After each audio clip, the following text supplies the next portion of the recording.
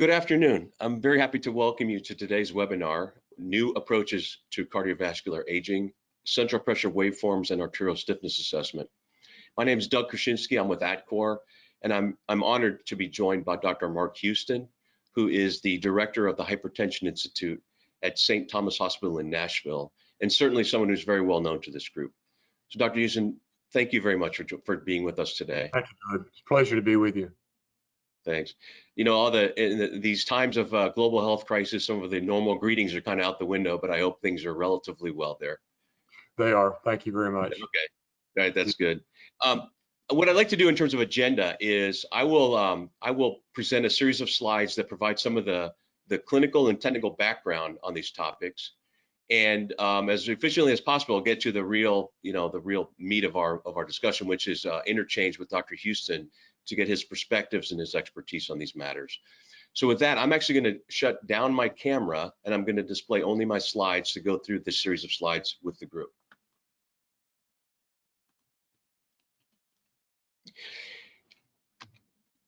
As we know,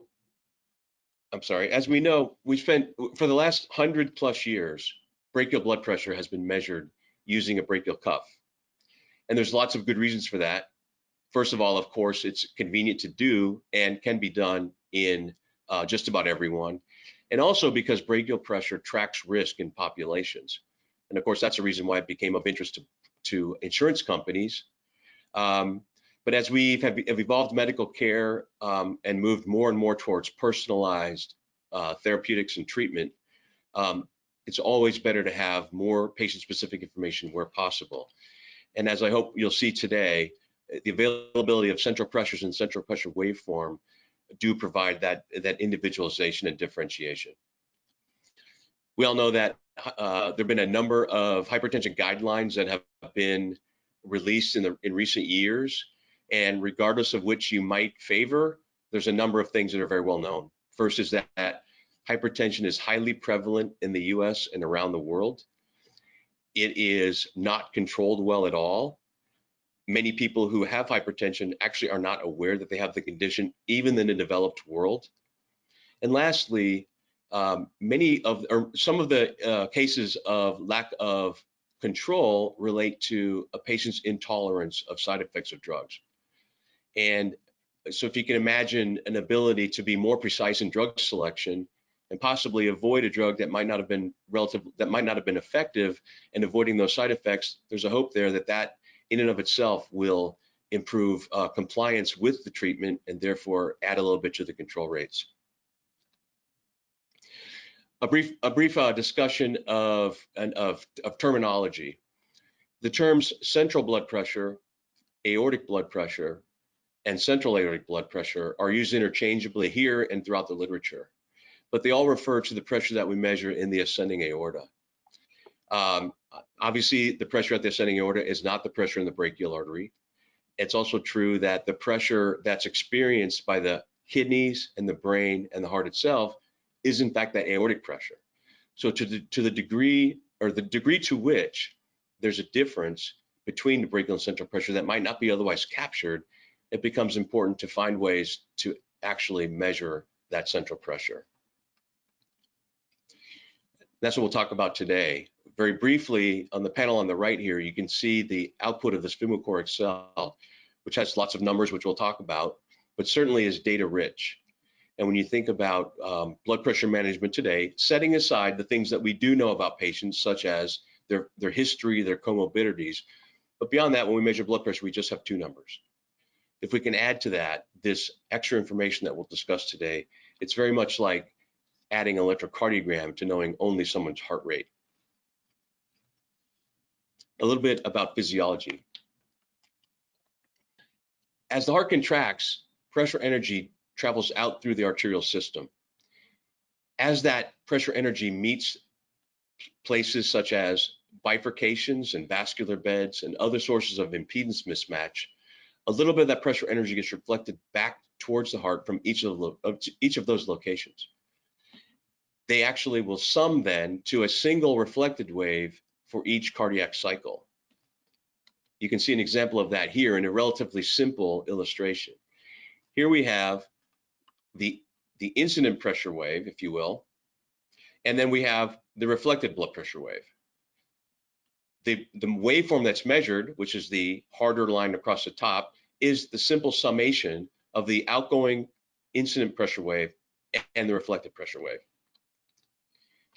But as we age and with disease, the arterial system will stiffen, and the speed of that wave reflection will actually increase. So again, while these are relatively simplistic diagrams, I think they're very they're very instructional, if you will. On the left, we have the example I showed, which would be someone who's got very late wave reflection. In fact, the peak of the reflected wave is actually during this diastolic period. While on the right, what we've done is we've simply moved that reflected wave earlier in time. In other words, returning faster to the heart. And by that simple shift of the reflected wave, going back to the fact that we add the incident and the reflected wave together, we have what we call an augmentation of the central systolic pressure. So we've actually increased the systolic pressure from perhaps 112 millimeters of mercury to about 122. Now, the first two terms I would like to define here are augmentation pressure, which I've just mentioned, which is basically the difference between that peak and the inflection point in the waveform. I won't go into the deeper detail for now, but the difference in that peak and that inflection point in this case is about 10 millimeters. And then we have a parameter called augmentation index, which is the ratio of that augmentation pressure to the central pulse pressure. And of course, here we have a central pulse pressure of about 42 millimeters of mercury, 122 minus 80, and an augmentation pressure of about 10. So we have an augmentation index of 10 divided by 10 divided by 42, or a little less than 25%. But what does a change in wave reflection mean in terms of potential CV risk? Well, there are three parameters that we can look at very, very quickly from looking at the overlap of those two waveforms. First of all, as I mentioned, we've increased the pulse pressure by about 10 millimeters of mercury. And so that's an increase that is directly impacting potential stroke risk, or risk of kidney damage, because of the fact that those organs directly experience that central pressure. Secondly, we've increased the area under the curve during the systolic period, which is to say this sort of hatched area with these upward arrows, which is the area that's been added from that wave reflection. So keeping in mind that it's a reflection, so a resistive force, this is a resistance that the heart has to pump against. So we have a muscle working against resistance, which of course drives risk of LV hypertrophy. And finally, we have a reduction in coronary perfusion pressure. And of course, the coronaries are perfused during diastole. And since we've moved the reflected wave earlier in time, we have reduced the diastolic pressure across the diastolic period, which of course can drive ischemia risk. Now, here we have a slide that plots many patients' central systolic pressure on the y-axis against their brachial systolic pressure on the x-axis. There's a few things that you'll notice immediately. One is a very high linear correlation between the two, but that should be expected because these are paired measures of blood pressure within an individual. The second thing that you notice is that central pressure is always less than brachial pressure because the pressure amplifies as it moves away from the heart. But the third thing that you notice is that there's a very wide range if you look at any specific brachial systolic pressure. If you imagine a vertical line straight up from the 150 here, or 150 millimeter brachial systolic pressure, you can actually see that in this population, there's about a 40 millimeter range of measured central systolic pressures for one specific value for brachial systolic pressure. And here we start to understand that that variability of central pressure, given that that's the pressure the target organs are experiencing, can start to add dramatically to the information we have from just understanding something like a brachial pressure. Now here I want to show you, just bringing this down to just two patients. In the left panel that you can see now, we have a red waveform and a blue waveform. And these are two different patients, but they actually happen to have the same peripheral pressure or brachial pressure, 144/90. But the next thing that you notice is that the red waveform is quite different from the blue. It's wider, And that's actually an indication that shoulder is actually an indication of wave reflection. So here you would expect, and you will see, that in the central pressure, the red waveform will have a higher central pressure with an increased augmentation or augmentation index. And that's exactly what we see. So here we have an example. Imagine two patients in adjacent rooms. Both have had their brachial pressure measured and both are 144/90. Many of the treatment decisions might be similar with only that information. But having a central pressure and seeing that there's a 14 millimeter difference between those in that pressure the target organs are experiencing certainly may modify the way these patients are treated and the way their risk is understood. So with spinal cord technology, there have actually been probably now over 1,500 peer-reviewed published articles. I promise I won't go through all of them, but I will go through just a few, because what they do is they sort of build on each other and show you how the evidence is accumulated and how the utility has shown through with these measures. The first one is the CAFE study, and CAFE stands for Conduit Artery Function Evaluation. CAFE was a sub-study of the ATCOR trial. ATCOR stands for Anglo-Scandinavian Cardiovascular Outcomes Trial, and this is a very classical antihypertensive study design. It compared amlodipine, a vasoactive calcium channel blocker, with or without ACEs, against atenolol, with or without diuretics, in managing hypertensive patients. And of course, I say classical study design because the protocol defined the target blood pressure for brachial management. And that was achieved, as you see here, in the sub-study of over 2,100 patients. The brachial systolic pressure was not statistically different and about 133 millimeters of mercury. The study was stopped early because of differential cardiovascular outcomes. So someone would say, okay, we have a study of thousands of patients with one set of inclusion criteria, with one treatment protocol for managing blood pressure that was stopped earlier because of differential cardiovascular outcomes. How could that be? Is there a benefit perhaps beyond blood pressure? Well, in fact, the CAFE study showed that there was actually a differential central effect between the two drug regimens. The amlodipine arm actually had a lower central systolic pressure, in fact, by a matter of 4 millimeters of mercury, 121 versus 125 in the atenolol arm. So this is an example of differential blood pressure effect because of the vasoactivity of the drug reducing arterial tone. And here the authors concluded that BP lowering drugs can have substantially different effects on central aortic pressures and hemodynamics, despite a similar impact on brachial blood pressure. The next study I'll cover is the Strong Heart study, an NIH-funded study in American Indians. And it's a very broad reaching study. This is just one component of it. But in this component, they looked in 4,500 participants. They looked at hazard ratios for cardiovascular outcomes by by pulse pressure quartile. And here we see the four quartiles of brachial and central pressure. The brachial quartile is defined across the top row of the numbers here, and the central quartile is defined below. But the most important thing to notice is that only one quartile, when compared to the first, showed a statistically significant difference in hazard ratio. That ratio was 1.69 for that quartile, which had a lower limit of 50 millimeters of central pulse pressure. So here you have an example of the central pressure being more specific, and that's a function of the variability of central pressures within those brachial pressures that we talked about earlier.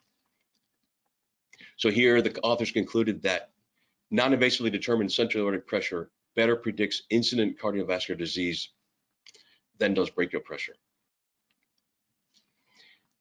I would say that the BP guide study is sort of next in the logic chain here, and that is to say, okay, if we know about differential effects and we know about the specificity of central pressures being perhaps more predictive, if you will, than brachial pressures, then can employing a device like this and these kind of measures actually change the way we manage patients, and can we get them to goal faster? And here I'll stop and define goal very quickly, and that goal is brachial blood pressure management. we know that the guidelines are written on brachial pressures, and we don't propose that we change those. But what we do propose is that, as was evidence in this study, that adding central pressure waveform analysis can inform blood pressure management and improve that care. So this was a study that was a 1-to-1 randomization in a little under 300 patients, comparing standard of care with standard of care plus central waveform analysis. And here what they found was that those who had the additional benefit of central waveform analysis got to blood pressure goal, to brachial blood pressure goal faster and on a lower daily defined dose of drugs. So this was a nice establishment of the fact that guidance of hypertension management with central BP results in a significantly different therapeutic pathway than conventional BP, with less use of medication to achieve BP control. One other finding in this study that I'll briefly touch on is that in the group managed with central pressures, they actually determined that they were comfortable actually terminating antihypertensive therapy in about 16% versus about 2% in the brachial only arm. So an interesting detail there that I would recommend taking a look at this paper. You know, one thing I forgot to mention when we started, and I apologize for that. If you have questions, please use the chat function, and those questions will be passed through, and Dr. Houston will be able to comment on those when we conclude. And I'm very sorry for not having mentioned that earlier.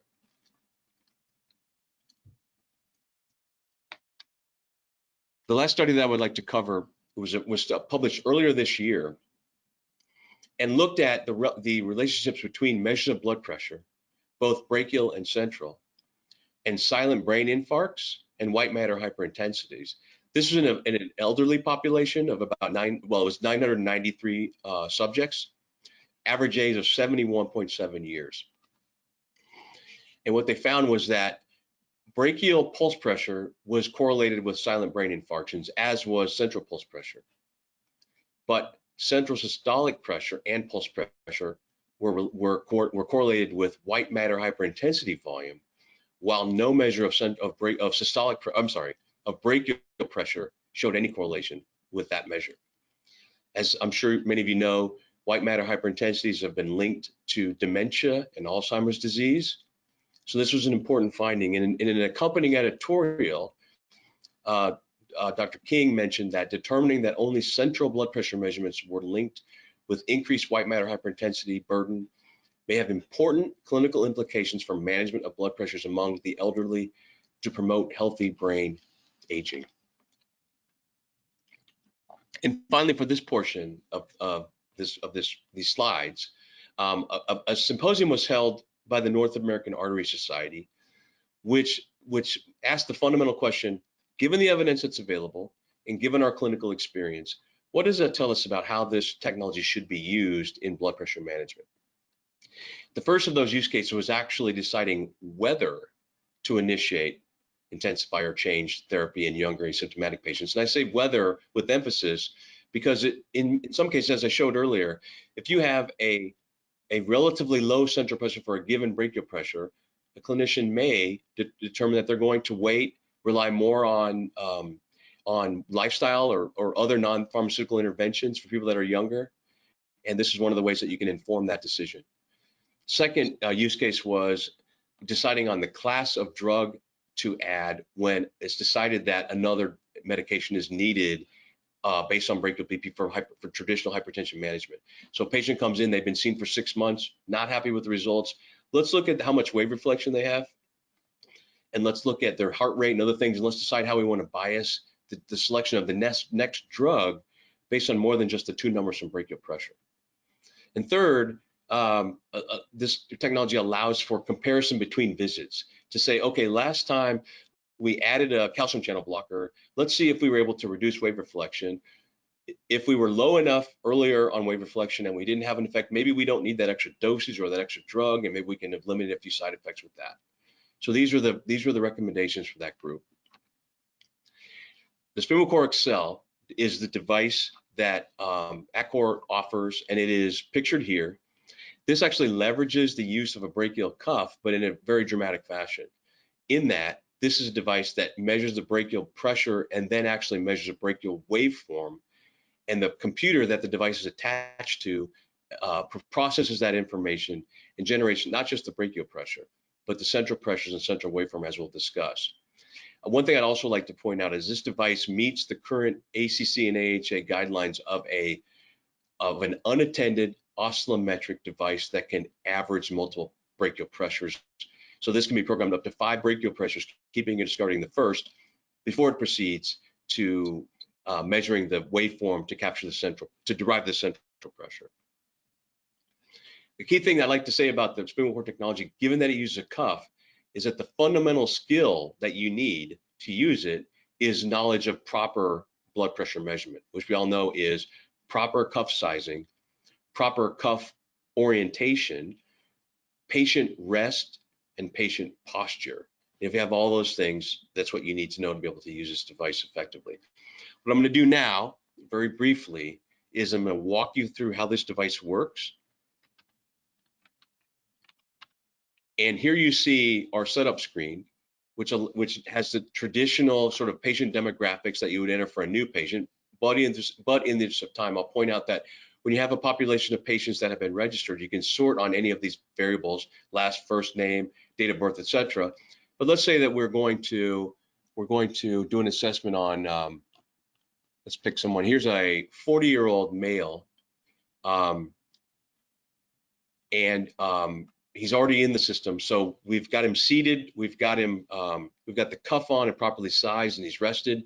And then we select start. Now I'm going to run this in simulation mode. So I want to caution you that when you see this brachial pressure measurement, it'll take about 3 seconds. That's not real.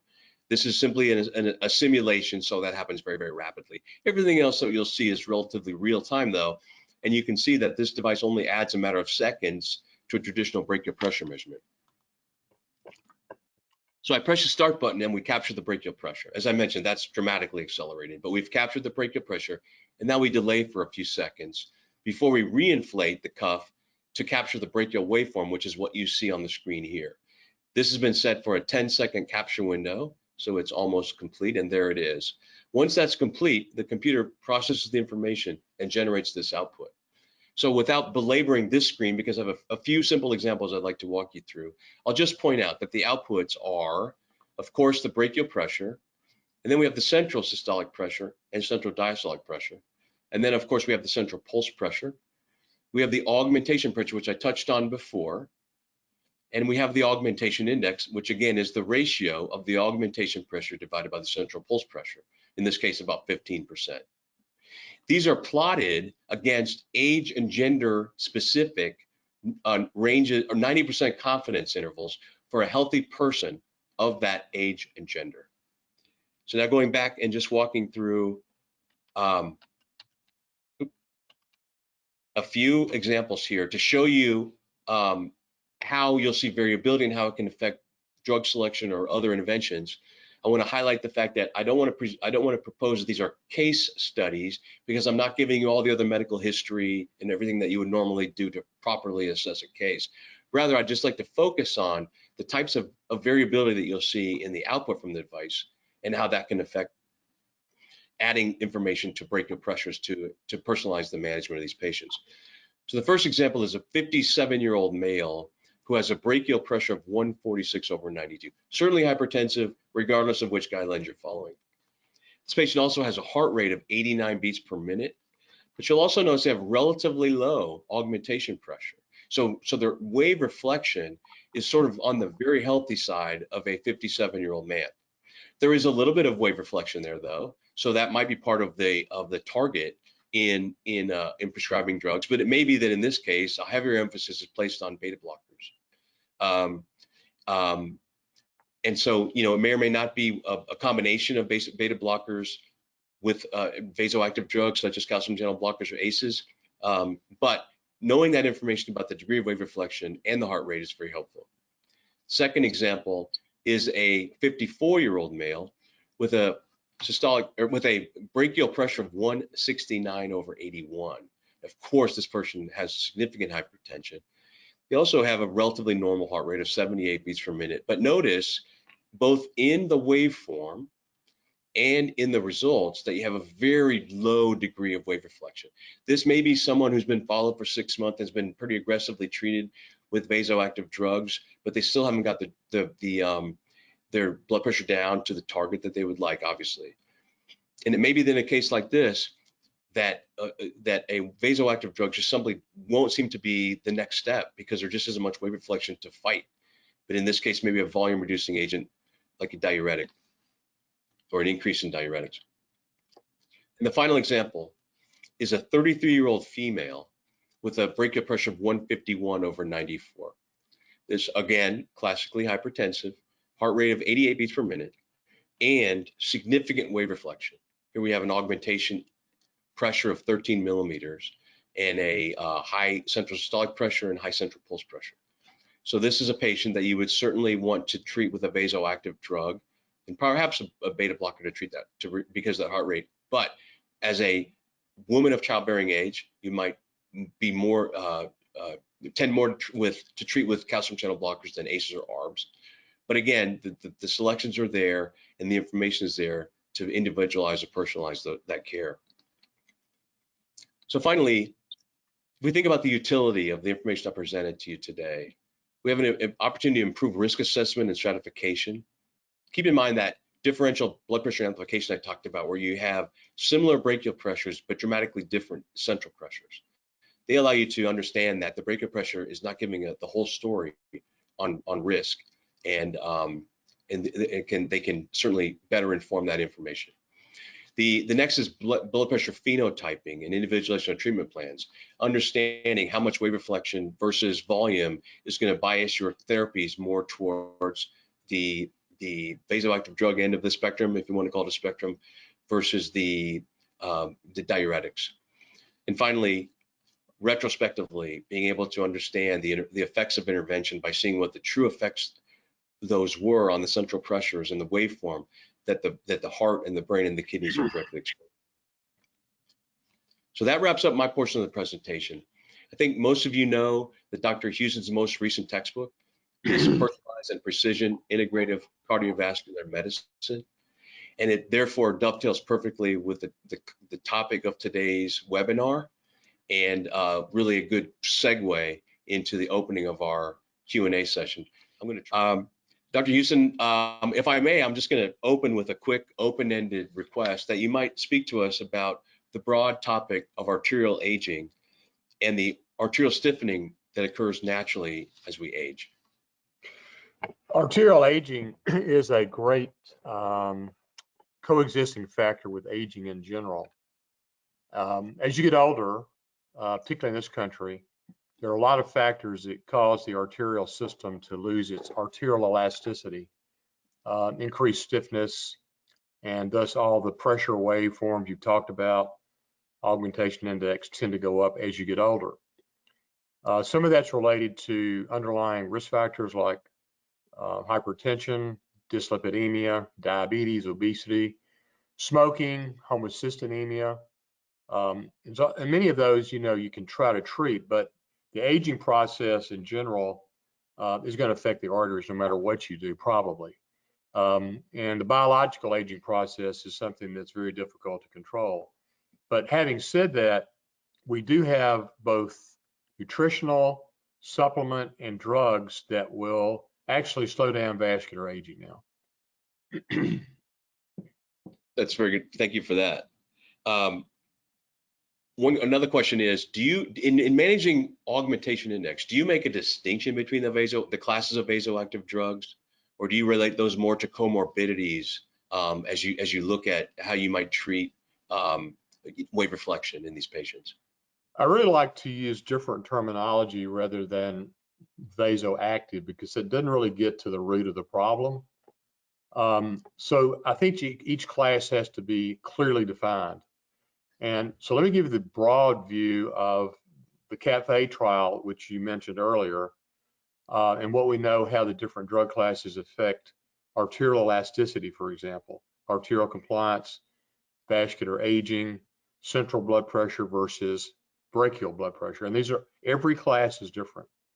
So the CAFE trial, as you pointed out, showed very clearly that the beta blocker atenolol and hydrochlorothiazide did not do well compared to an ACE inhibitor or an ARB with amlodipine. Amlodipine with an ACE or an ARB always outperforms a beta blocker or a thiazide diuretic in everything you look at, whether it's stroke, heart attack, heart failure, kidney disease, or parameters of pulse wave analysis, always.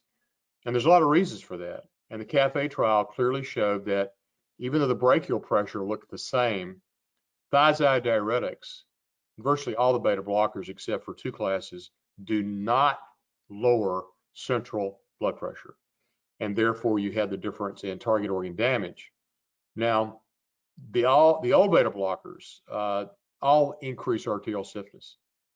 They increase vasoconstriction. They are not good drugs for hypertension, and they're no longer used. They're off every single hypertension guideline in the country, ACC, AHA, and American Society of Hypertension. Only two beta blockers remain useful in hypertension. That's Vistolic and Carvedilol, because they're vasodilating, not vasoconstricting. And the diuretics are no longer, thiazides are no longer recommended. Hydrochlorothiazide is gone. You should not be using it anymore. If you're using it, you need to get people off of that and off the older beta blockers. The only diuretic that we're recommending now for hypertension is indapamide. A close second, but not very close, is chlorthalidone. And there's a lot of problems with chlorthalidone, so I don't use it unless I have to. So indapamide is best with the diuretic group. Now, of the other classes, dihydropyridine calcium channel blockers, amlodipine, nifedipine, clearly the best in that class. Any of the ACEs and any of the ARBs work to lower central pressure, improve arterial elasticity, and make the compliance better. So in essence, it's not that hard anymore to know what to do based on arterial function and structure, elasticity, and aging. Your comorbidities really determine which of the classes you might use. But in general, amlodipine with an ACE, amlodipine with an ARB, with a diuretic like indapamide, and if you need to, you go to Vistolic, Carvedilol, and you've got those backed up with drugs like amiloride and spironolactone for specific indications. Thank you for that. One question from the audience: do you have central systolic blood pressure goals or targets that you would recommend? Yes.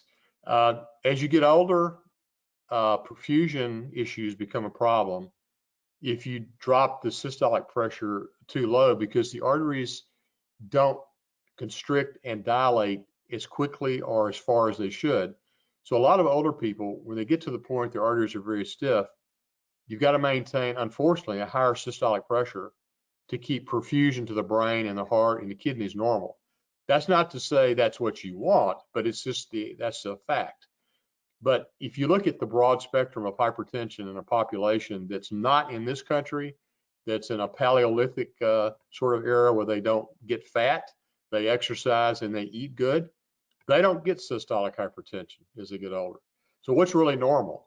Well, in a population, 110 to 120 top number systolic and 70 to 80 diastolic. That's where you'd like to be to keep your optimal cardiovascular risk the lowest. Well, I was going to ask you a personal, something I've been curious about ever since the sprint findings, but you've just touched on it, and that was, do you have any concern about how aggressive you might be in managing a brachial pressure in an elderly person if you don't have visibility to their central pressure? Because I think if you think about people with a lot of amplification and therefore very low central pressure, they may become hypotensive in a way that can't be measured from a brachial cuff. That's exactly right. And that's one clear indication to be able to have a machine that measures central arterial pressure, because in that case, you can under and over treat those patients. You just don't have the correct data.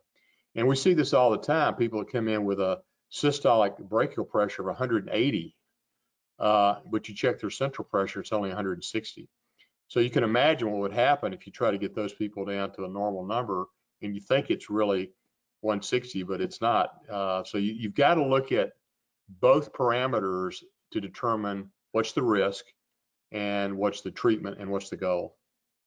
Yeah. One point I'd like to raise to the audience is that we are receiving a number of questions, and if we don't get to them, we'll do all that we can to to get a response, whether it's directly from Dr. Houston or this question. I'll cover it very briefly. And the question was, is this procedure reimbursed? In fact, there is a CPT code for central blood pressure waveform analysis. It's 93050. The coverage, as with the case with virtually all most CPT codes, is that it varies from region to region. So if you have a specific question about your local area, give us a call at ATCOR. We'll take that for you. The next question that I have is, you've kind of just covered it, but I'll ask it because the audience specifically asked it. Do you have any preference between the current guidelines? We have the post-sprint guidelines, and we have the JNC 8 guidelines, and we have distinctions between races and diabetic status and things like that. And I'm just wondering if you can make sense of it. Okay, well, the most recent guidelines are from the American Society of Hypertension and the ACC and AHA, and they're all one central guideline. And all the guidelines are pretty clear. Average blood pressure should be 120/80. And you get to that, now that's obviously brachial pressures, but that would apply to central pressures as well. So you do those with office measurements, you do it with home measurements, and if you're really up to date and do the 2020 correct type of measurements, you do a 24-hour ambulatory blood pressure monitor, not to get the average only, but also to get the dipping patterns of variability and other things, which a lot of the audience knows about because we've been talking about that for years. Then you add to that, do they have any risk factors? Do they have target organ damage already? Have they had a stroke? Have they had a heart attack? Have they heart failure, kidney failure? Do they have diabetes? And then you decide what medications are most appropriate for that comorbidity. But the level of blood pressure in general is going to be pretty close to the same, unless you're really an older patient, in which case you got to be more careful, particularly with a span of the systolic being too high. But then if you give medication, you drop the diastolic too low and they have syncope. Yeah, okay, all right. I'm looking for other questions from the audience. I'm not sure that I'm seeing any more right now. They're being communicated to me, so I hope we haven't had a breakdown there. Other sort of, are there things about this broader topic, despite my hopefully appropriate but hopefully not too long presentation? Are there things that you thought I might not have covered, or even that you would correct or otherwise enhance it to the group? We've been doing the pulse wave analysis now for a long time. So we've got a lot of clinical data. I know it works. I know it doesn't work. So the important information I think the audience needs to know is you really can't practice good clinical medicine now without having central blood pressure. You just have to have it. You can't predict risk. You can't predict goals. You can't predict treatment. You don't know how stiff the arteries are. I mean, there's no way to get around it. So central blood pressure matched with brachial pressure, matched with a 24-hour ambulatory blood pressure monitor is the standard of therapy now, or standard of diagnosis, I should say. Once you have that information, what do you do with it? You gave a lot of clinical examples, but let's say you have a patient who clearly has hypertension by both brachial and central pressure. They have stiff arteries as measured by the augmentation index or whatever criteria you'd like to use to determine that. How do you get the arteries to be not stiff? That's the big question. I mean, people can say, well, I got the data now, tell me what to do with it. Well, first thing, you identify the reason they got that way and you treat it, whether it's one of the risk factors we talked about, diabetes, hypertension, dyslipidemia, smoking, whatever, homocystinemia, or just the fact they're old. But is there a point in which the stiffness becomes not fixable and it's just stuck? So you have to look at, I guess, sort of the pathways of going from normal to a little stiff, moderate, severe, and then end stage. And before you get to end stage, there are things you can do that will actually increase arterial compliance and reduce the stiffness. So here's what you start with. Nutrition. Number one, get the sodium low intake down to 1,500 milligrams a day. Potassium intake high at 5,000 milligrams per day. Magnesium intake high at 1,000 milligrams per day. You do that with nutrition. If you have to add supplements, you can do so.